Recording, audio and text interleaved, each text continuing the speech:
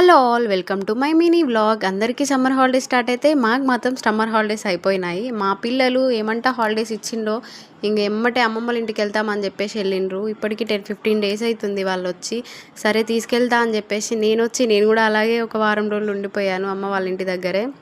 ఇంకా మా ఆయనకి ప్రాబ్లం అవుతుందని చెప్పేసి డోర్నాకల్కి అయితే రిటర్న్ అయిపోయాము.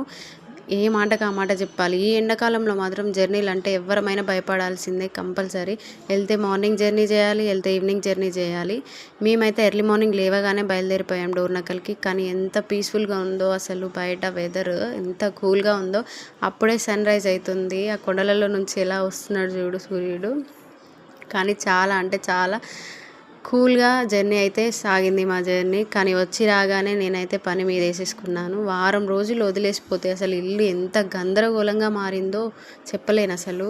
ఎంత టైం పట్టిందో ఆ ఇల్లంతా క్లీన్ చేసుకునేసరికి. ఫస్ట్ అయితే కిచెన్ రాగానే కిచెన్లోకి వెళ్ళి చూసుకున్నా. కిచెన్ క్లీన్ చేసుకున్నాకనే నేను ఇంకేదైనా స్టార్ట్ చేయాలని ఫస్ట్ అయితే కిచెన్ క్లీన్ చేసేసుకున్నాను.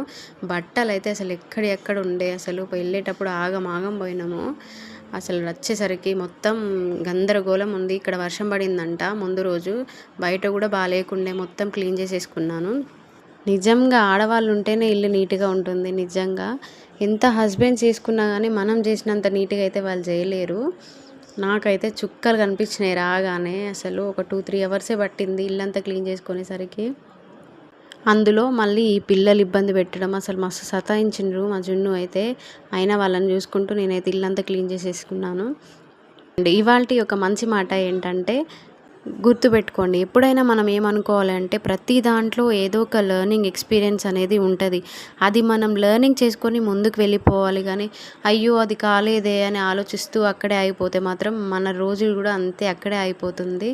ఇంకా ముందుకు సాగలేము అంతే. ఇంకా thanks for watching my video. Bye.